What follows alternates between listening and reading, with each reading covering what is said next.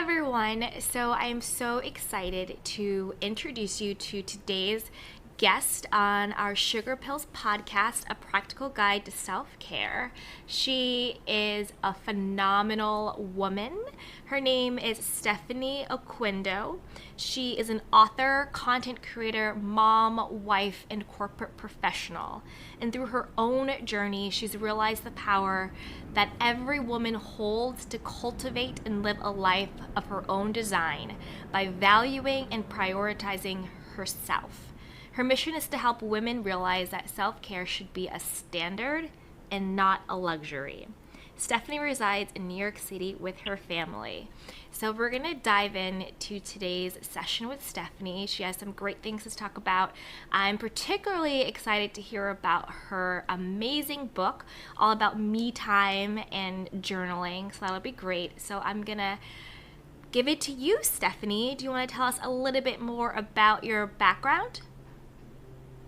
Sure. Well, thank you, Candy, so much for having me. I'm so excited to be here. Me time, it grew out of my own need to feel more in control of my life, which had to start with me being intentional with my days. And so I started journaling intentionally at a point in my life where I had a lot of new stuff on my plate. I was a new mom, and that in and of itself was a huge change for me. Around the same time, I started a side hustle, which at that time I was doing video strategy and editing. I had a few clients. I was also working on my own YouTube channel, and at the same time, I was working my full-time corporate job.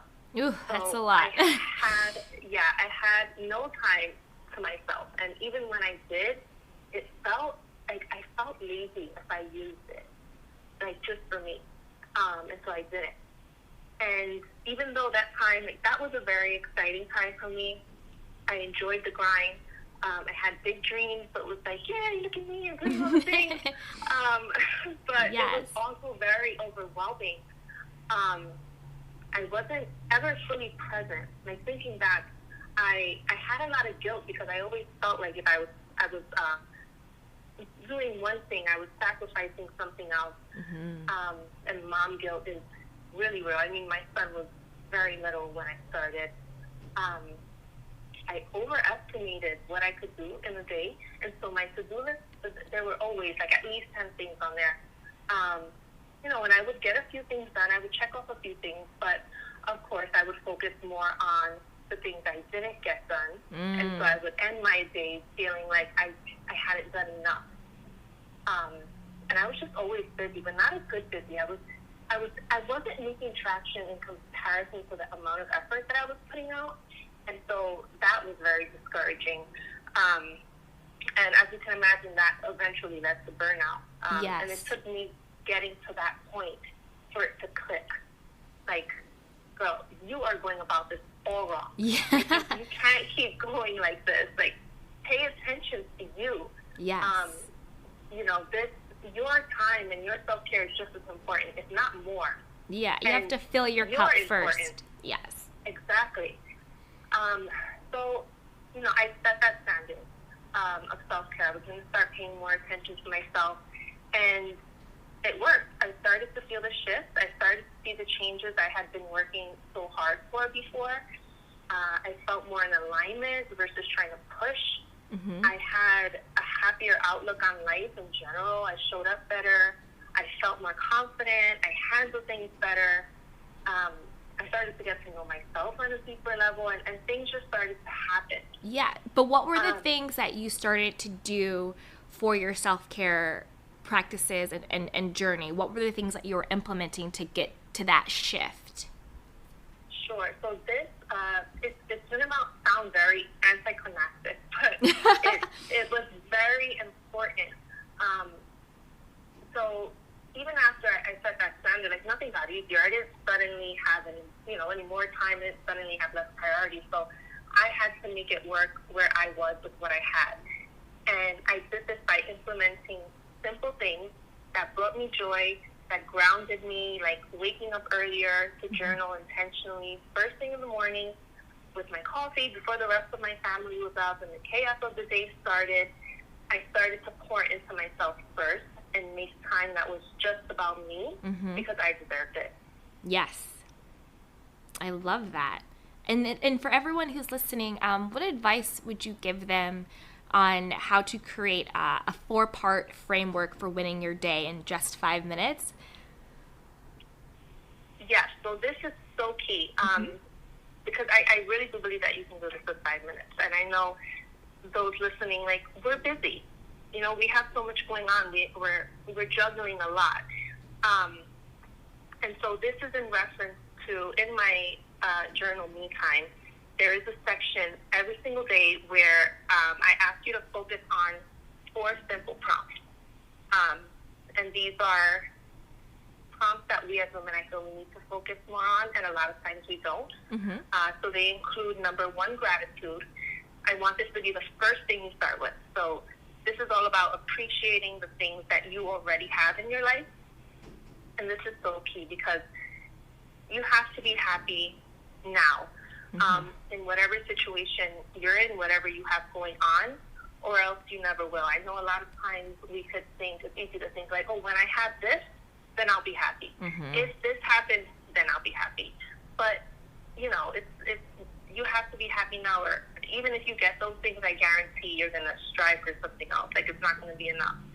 And it's okay to strive. It's okay to want more and have goals and all of that, but do so at the same time as you're appreciating what you have now. And the more you appreciate, the more you're going to find you have to be grateful for. Yes, because where you put your attention grows. So if you're putting your attention on what you're grateful for, if you're focusing on what's working, then you're programming yourself to expect that. So if you're always focused on what's going well, what you're grateful for, then things start to show up to meet your level of expectation. So I love that. I love that. I totally agree. And it just improves your mood overall, your quality of life. Like, you'll just be happier. And these are things that have been around all along, you know, but it's just your focus was elsewhere. And so you didn't even realize until you are intentional about it. And so after gratitude, the next prompt is all about celebration.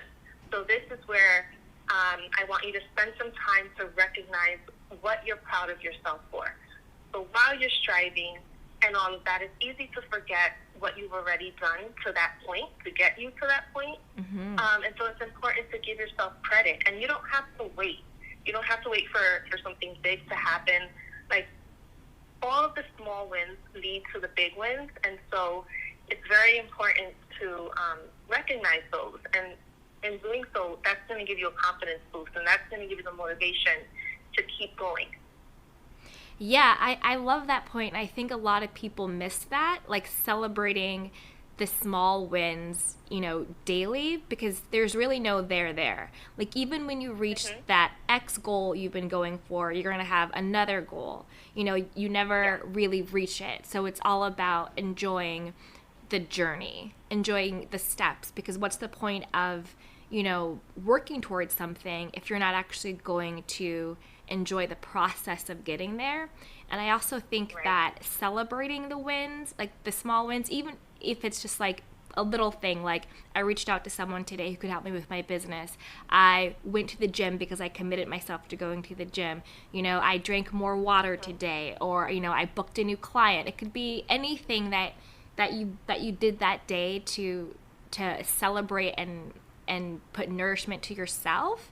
And I also think that celebrating yourself is what builds resiliency, so that when something doesn't go wrong, you don't feel like a failure. You don't feel like you're never going to get there, because you can say, hey, look at all of these things that I've done that I can be proud of, that I celebrate myself for. I know this one thing is not going to stop me, because you've built up that foundation of knowing who you are, of celebrating who you are, and knowing that you can accomplish what you put your mind to. So I think that's a really great thing to implement in your day, is celebrating, because that really builds resiliency when things don't go your way. You know, if it doesn't knock you off course, because it's just one thing, but you have all of this other, you know, proof to yourself that you can do it. So I love that. Yes, totally. And then so the third prompt is intention. And this is where I want you to decide the vibe for your day. So you're going to set the tone, and you're going to ground yourself in what it is you need that day. You're not going to let the day run you. And I often hear a lot, I get the question of, well, how do you even set an intention? And what I say is, well, I ask myself, like, what do I need today? And the answer to that question is my intention. So, for example, if I'm feeling kind of overwhelmed, I have a lot of things going on, it's a busy week or day or whatever, I know that I'm going to need like grace and ease that day. So maybe my intention will be, I will do all things with grace and ease. Oh, I love that. I love that. Yeah, and then like you have that in your brain already, and so you're going to go throughout your day and try to find ways, to make that happen. Sometimes the opposite might be true. Sometimes, maybe I do need kind of like a little boost. Maybe I'm relaxing a little bit too much, and maybe I feel like I need more action. I need more focus. Especially with like the big scary things like that you procrastinate on that you have to do, but it's like, so maybe my intention would be like, I will take scary action today. I will stay focused today. So I think that's really important, because otherwise it's really easy to kind of just react to everything that happens. But if you kind of ground yourself in what you want to get out of the day, you'll get it. I love that. Yeah. And, setting the intention for the day, I love the guidance that you gave on just going inward and asking yourself what you need. And I think that's a big way to transition from living on autopilot to living consciously, so that throughout your day, you're making conscious decisions of, I'm choosing to do this because it's feeding my need, rather than this is how it's always been done, this is just how the day is, I'm just reacting to what's happening to me.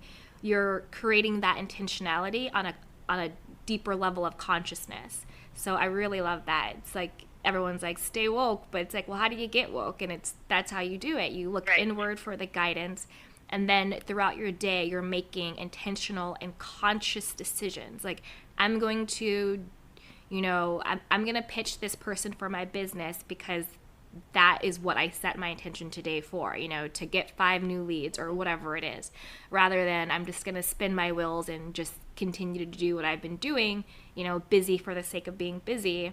You're doing inspired action. So I really love that, that insight. Yeah, I love that, inspired action. It's inspired action. I love that, yeah. Yep, and so the last prompt is all about focus. So this is where I'm going to ask you to list your top 3 priorities for the day. So the point of this prompt is to get you away from that endless to-do list and focusing on priorities. So this is more of a priority list. I ask you to narrow it down to 3. Don't go over that. And make sure that these 3 things that you're choosing to focus on for the day relate to the bigger priorities in this season of your life, things that are going to move the needle forward. Don't try to do all the things. Just focus on priorities, because this is going to keep you productive. It's going to keep you purposeful versus just busy and kind of spinning your wheels, not really making traction. No, I love that. I love just hearing you talk about it. What came up for me was it's really about living in alignment with where with the vision you have for yourself and your life and where you want to go. So if you really have alignment with what you're doing, then you can say, I see the vision for myself. I know that these are the 3 priorities that are in alignment to where I see myself going. So these are the 3 things that I'm going to focus on. Because when you have that level of alignment, then you're not distracted by doing 15 other things. You're working from purpose, not just busyness, and you're being productive. So I really love that. I think having that focus of the vision you have for your life creates the alignment in what you're doing. And that's a great way to measure what you should be saying yes to versus what you should be saying no to. So when you have that level of focus and alignment, if an opportunity comes to you, you can say, that's not in alignment with where I know I need to be or where I know I'm going. So I'm not going to spend my energy and my focus and my time on that. So it's a clear no. Or it could be like, that is completely in alignment with what I'm trying to manifest in my life, where I'm trying to go in my life. That's a heck yes from me. Like, that is in alignment with what I do. That's where I need to put my energy, focus, and time. So I think that part of the framework is really great about getting in alignment with the higher goals that you have. So I love that. Do you have any guidance on what true self-care looks like for you? Like, I know what it looks like for me, but I know it's so unique and individual for each person. So I would love to get your insights on that. Yes. So definitely setting and respecting your boundaries, your standards, letting go of things that don't serve you, taking control of your day, being intentional with your time, protecting your energy. That's a big one for me. I tend to take on everyone's energy, and so sometimes I have to just be like, okay, like, fast. We're not gonna get, you're going too far. Yes. Staying in alignment, like you were talking about, with your vision, with your purpose, cultivating positive habits, keeping your promises to yourself. This is also a big one for me. I am so quick. Like, if I tell you I'm going to do something, I am going to keep my word, come whatever. Yes. But with myself, it's not that easy. And so this is something that I really have to be intentional about. And it really is a sign for me that I'm taking care of myself. And then not giving up on myself. That's also a big one. Just having the trust and the confidence that I can do what I set out to do. Yes, I love that. And just what came up for me listening to you was really making sure that you're clear that you are your first and best priority. That your needs and your wants come first and not secondary or last to everybody else. I know a lot of people struggle with like people pleasing, where they feel that they have to say yes to everyone, that if they say no, that person won't like them, that person will leave them. So it's really based in that insecurity that I'm only valuable if I'm doing for somebody else. I'm only worthy if I'm providing for somebody else. But the trick is really to turn that inward, where it's my value and my worth is intrinsic. I am enough as is, and what I need and what I want and my choices are also important, and they matter, and they are priorities above anybody else's. And I know a lot of people struggled with the difference between self-care and being selfish or egotistical. And the truth is that like ego and selfishness are the opposite of self-love and self-care, because self-love is really having that compassionate relationship with yourself. It's really knowing your intrinsic value and worth. You don't get it from anything that's outside of yourself. And being selfish or egotistical is the opposite of that. It's I'm doing this, I have this, I look like this, I'm better than that, I'm better than this. You're deriving all of your value and worth from things that are outside of you. So I always think it's really, nice to talk about the difference between selfishness and egotism versus self-love and self-care, because they're literally the two opposites of the spectrum. And having that self-care plan and routine in place to cultivate self-love isn't selfish. It's important. It's imperative. It's a standard, as you say. So I love that. Do you want to talk a little bit more about the Me Time Journal? And for everybody out there who's listening and is absolutely loving Stephanie's insights like I am, you can check down in the show notes. There will be a link where you can go to her Instagram, her website, and also to where you can buy the book. I believe it's on Amazon, so that should be a pretty easy way to grab the journal. But do you want to talk any more about what we can expect if we grab the book? Sure. So I spoke about the intentional direction part of the journal, but the other half is self-reflection.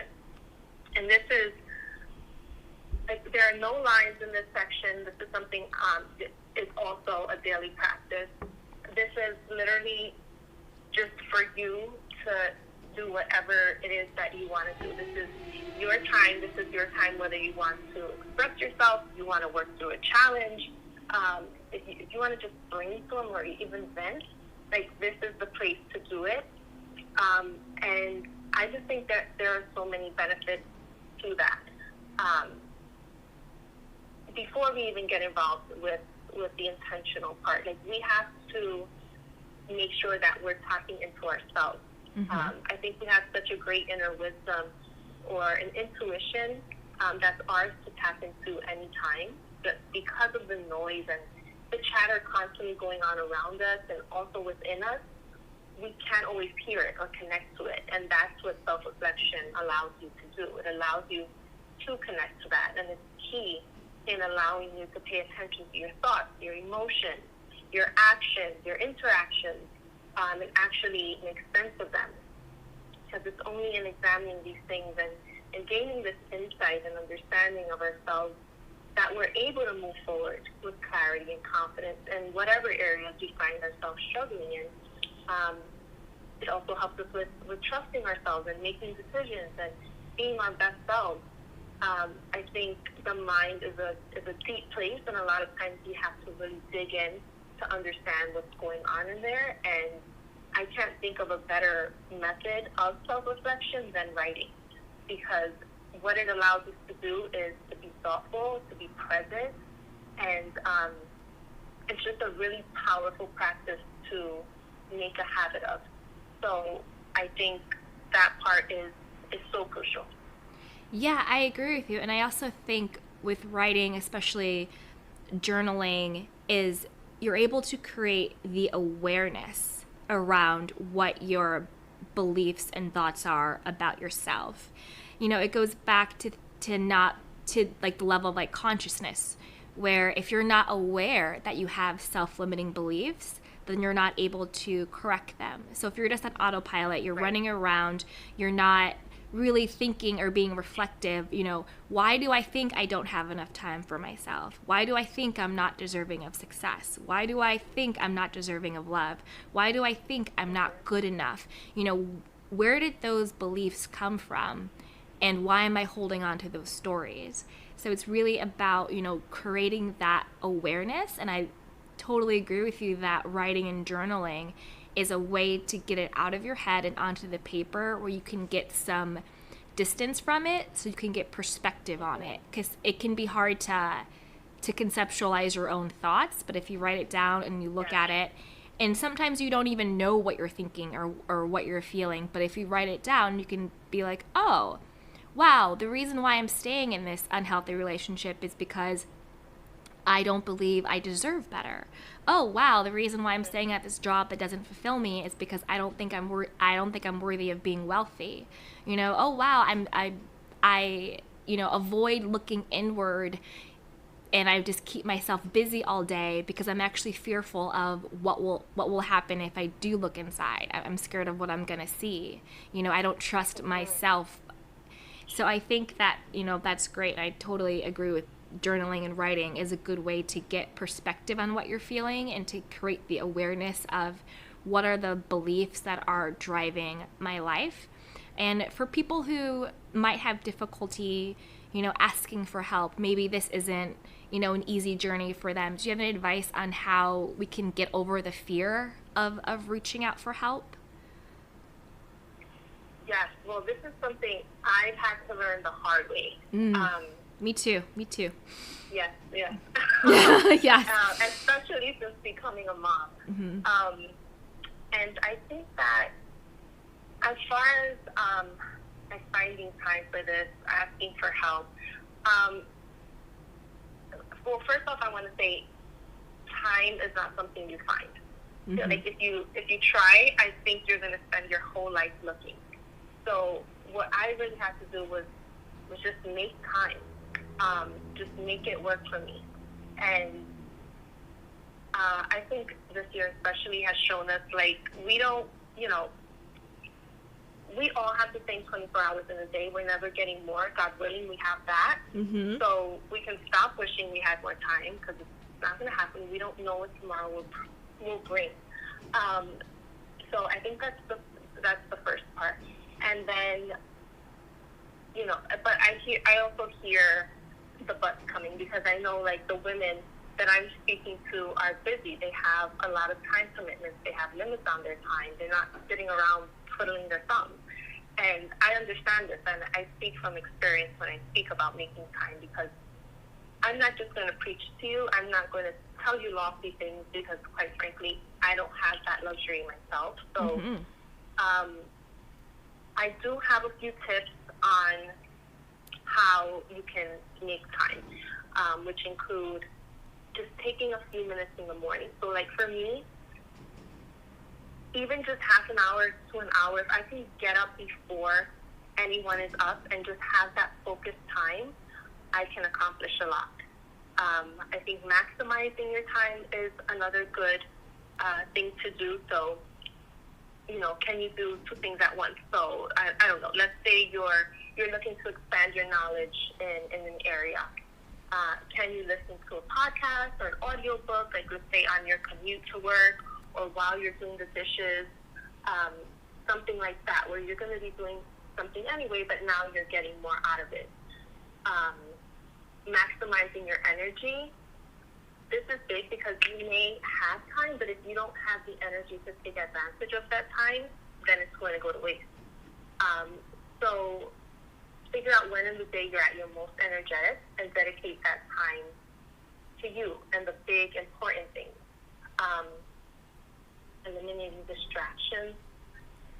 This is also big, because I don't think we realize all of the things that distract us. I mean, even just scrolling Instagram for a little too long, if you're doing it mindlessly, that's a distraction. Like, you can get a lot done in that time. Yeah. And then, if you're doing that, then you do have time. So then you can't really use the excuse of not having time. It's there. It's just you're choosing to use it for something else. Definitely. Sorry. Go ahead. No, go ahead. Oh, yeah. So I was going to say, what came up for me with listening to you was really going back to creating boundaries. So, I'm not a mom, but if I was, I think that a great way to create time for yourself would just to create expectations. And I think this applies to work, whether you work a 9-to-5 job, or if you're an entrepreneur, or with your family. You just create the expectation that there are certain days and times that are just for you. So, like, if you do work that corporate job, you can say, to your boss or to the people who work under you, I'm available 8:30 a.m. to 6:30 p.m. or from 9 to 5, whatever your schedule is. After that, I'm not available. The phone's off, not answering emails. My weekends are my own. Of course, if anything pops up, I will be there. But when I'm working, and when I'm not, I'm not. Because I know a lot of burnout comes from feeling like you always have to be on and you always have to be available. And that's not true. You are allowed to protect your time and protect your energy and create the expectation of, this is what you can expect from me during this time, and this is what you cannot expect from me during this time. So that way you are being clear with other people what your boundaries are and what they can expect from you, so you're able to use that time for yourself. You don't always have to be answering emails. You don't always have to be on the phone. You don't always have to be, busy being busy just to prove you're being productive. You are productive during your work time, and then your time is your time. At night, you're with your family, you're with your friends, you're with yourself, the phone's off, the email's off. And then also creating those same expectations and boundaries with your family. It could be Saturday from 12 to 2 is mom time. Go hang out with dad, go hang out with grandma, go hang out with the babysitter, or, whoever, whatever support system you have for your children. And, 12 to 2 on Saturdays is mom time. I'm going to yoga. I'm going to Pilates. I'm going to my meditation class. I'm going just to hang out with my girls. I'm going to, just take a walk by myself. So you're creating that expectation so people know, oh, Saturdays 12 to 2, that's mom time. I'll see her before, I'll see her after. Tuesday nights, that's mom's time to, hang out with her friends. Wednesdays, that's mom's bowling night or whatever it is. You just want to create the expectation and the boundaries so nobody's disappointed and nobody's confused. So if someone knows this is the time that mom has to herself, they know what to expect and they know what not to expect.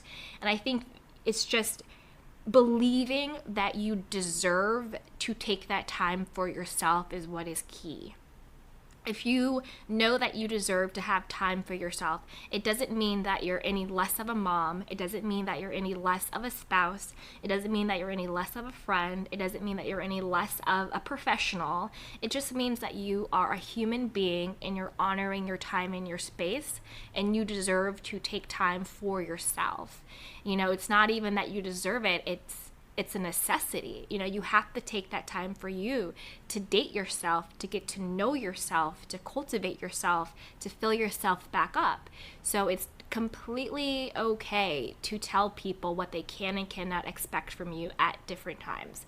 And I also think that creating those boundaries with people actually strengthens relationships. So then you don't feel resentful. You know, if your boss is always calling you at 8 o'clock, or if your coworker is always texting you on Saturday in the morning, you start to build up resentment towards that person. You know, or if your spouse never gives you time to just do you, you know, never gives you time to go get a manicure, never gives you time without the kids, then you start to resent your spouse.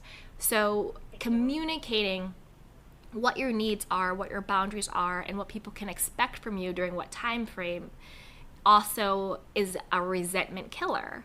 Because now when you go back to work, now when you go back to your family, now when you go back to your spouse, you're refreshed and you're filled up, and you also feel respected, because the resentment comes from feeling disrespected. To be honest, you feel like your boss is disrespecting your time, your spouse is disrespecting your time, your kids are taking up all of your energy, so you get that resentment built up. But the truth is, it's actually up to you to communicate to those people what you need and when you need it. So I love that. I love, you know, finding that time and creating that space for you, and knowing that you deserve it and you're worthy of it. And I think you know, going back to the fear of asking for help, for me, what helped with that was shifting from a scarcity self-doubt mindset to an abundant self-love mindset. So my scarcity mindset would say, I have to do everything on my own. I can't let anyone know that I don't have it figured out. I can't let anyone know that I need help. I'm the only person who can help me. I'm the only person who can get it done. Versus the abundant mindset, which says, you know, I have infinite amount of possibilities for support. I have friends that love and support me. I have family that loves and support me. I could find, you know, a spiritual advisor. I could find a therapist. I could find a counselor. You know, I could find a Facebook group. I could find, you know, yoga moms. You know, I could go to meditation and make friends there. I could call a hotline. You know, I could connect with somebody on Instagram and start talking to them. So it's going from the mindset of, I have to do everything by myself, which is scarcity and limited, because your energy and efforts are finite. It's just you. Versus, I have so many outlets to find support. So I think when it comes to getting over the fear of asking for help, it goes back to that belief of, I am still worthy and valuable, even if I need help. It doesn't mean I'm a failure. It doesn't mean I can't do it on my own. It just means that, again, I'm a human being, and as a human being, I need support and community and connection. So if you're having trouble asking for help, you know, start with someone that you really trust. You know, have discernment. Don't ask anybody willy-nilly for help, because you don't want that type of guidance. You want, again, to seek guidance from someone who is in alignment with you and where you're going. So start with somebody that you trust. You know, hey, best friend, I've really been struggling with this. You know, even if you're not asking for a solution, not necessarily, but maybe you're just like, hey, I just need someone to talk to. Can you just listen to me? Even just having somebody bear witness to your story is very, very powerful and very, very healing. Just to have somebody else, bear witness to what you're going through. So you can go, hey friend, I've really been struggling with being a new mom. I've really been struggling in my relationship. I've really been struggling at work. Just getting it off your chest, seeking support. I'm a huge advocate also for like therapy or counseling or some type of, whatever religion you may or may not have, some type of spiritual advisor. Seek guidance from someone who is impartial. They're objective. They're not going to personalize. If you go to your sister about something or your spouse, they have a history with you, so they might personalize things that aren't really personal. So get an objective opinion, especially someone who is like licensed or has a degree in it. Go to that person for help, just to talk it through. And there's no shame and there's no stigma, reaching out for help. If you cracked a tooth, you would go to the dentist. So if you're struggling with something, Right. Go to someone who's licensed to help you out, and there's no shame in that. So I think really getting past the trauma response of I have to do everything by myself, I can't ask for help, I'm not deserving of help, asking for help means I'm a failure, all that shame, that's a trauma response, to the healed response, which is I'm a human being and I am deserving and worthy of community and connection, and I'm going to seek support when needed. So I think it's just really having that mindset shift as well. So that's really great. I totally agree. Like, there are options for us out there, but Yes. if we don't even open ourselves up for that help because we're either ashamed or we're self-conscious, we can't receive it. And Exactly. I can tell you what happened, or I can tell you as a mom the things that have gone through my head. It's like, I don't want to bother anybody. Like, it's so interesting because, like, I can be there for everyone. But when I need help, it's oftentimes, like, I don't dare ask for it. Like, I don't want to bother anybody, or I don't want to look weak. I don't want to, I don't want them to think I don't have my stuff together. Exactly. And that came out of a lot of, like, comparison. I'm comparing myself to, I don't know, a mom that I see on social media who has like the perfect house and the perfect hair and the healthiest organic meals for her children, and she's making 7 figures in her business. And it's like, so I'm comparing my true, messy, but beautiful everyday to what someone else is choosing to show, or worse yet, curating. And this happens on and off social media. And I'm so about collaboration, and I feel we as women, we need to do a better job with this. And I don't know exactly what that looks like for each person. Only you can determine that. But, does it look like having a talk with your spouse, family members, friends, neighbors? Like, I can probably guarantee you the friend that you're afraid to ask to maybe swap childcare hours with is struggling with the same things that you are, and would be thrilled to have you step up and take initiative because she was also too scared or embarrassed too. Like, we're not alone. I think if we're in our heads, we're alone. But as soon as we open ourselves up, we have options. Exactly. And there's so much healing power and empathy, right? Like just the words, like, not talking about the movement in particular, but just the essence of it, like the Me Too movement, right? Where it's like, oh, you're struggling with something, me too. And that heals any shame or guilt that you have around it, because the moment you realize I'm not the only one, then you're able to step into your power and say, hey, I'm struggling with this, you're struggling with this, how can we work on this together? Like, how can we form community to help each other out? And I love that idea you said, like, mom swap. Like, if you're feeling overwhelmed with your kids, I guarantee somebody else is feeling overwhelmed with their kids. Can you watch the kids on this Sunday? I'll watch them next Sunday. You go do you, then I'll go do me. Like, that's a great idea, a great barter system. And you're exactly right. It starts with you taking the initiative to say, I'm going to be authentic and I'm going to be vulnerable with someone that I trust my story with, and I'm going to create that connection and that community. And again, with comparison culture, especially on Instagram, especially on social media and all of these, influencers and groups and stuff, and like I'm not knocking it because that's a part of my world as well. But what we're seeing is the gloss. We're not seeing the grit. We're not seeing that behind the scenes, what's going on. So it's always, how can I shift the lens that I'm consuming this content in? So I'm going to go on this person's Instagram, and my perspective is, I'm just going to go and like look and see. I'm not going to place a value on this. Because the moment you put a value on it, that's when you start shaming yourself or not feeling good about yourself. Like, oh, she's doing better than me, or I should be doing it like her. Then that is what creates that self-deprecation deprecation and also low self-esteem, because you start to feel bad about yourself. You're like, why don't I look like her? How come I'm not making as much money as her? How come my kids aren't, in matching outfits for Halloween? Like, whatever it is. So yeah, it's definitely shifting that perspective. And like, I know for me in my personal journey, I had to mute some accounts, and I had to unfollow because I would be triggered by it. I'd be like, oh wait, how come she has this many followers, or she got that brand deal, or whatever it was. But then I had to realize that people are allowed to post whatever they want to post. That is their prerogative and their right. I need to shift the way in which I choose to consume content. So I need to shift knowing that if I'm seeing someone on Instagram and it's making me feel bad about myself, then I need to create the awareness of, why does it make me feel bad about myself? What belief is coming up for me? What experience is coming up for me? And then how can I shift that to a self-loving and a self-compassionate belief?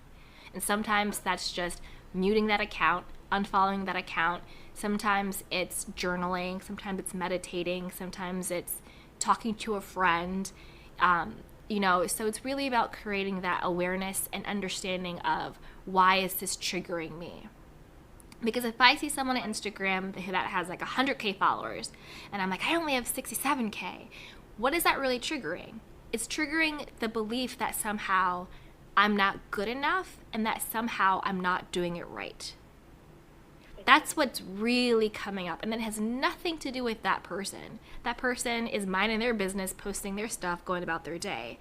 It's really about my own stuff. So I think having those triggers are actually blessings in disguise, because they're showing you, well, what is the things that I still need to work on?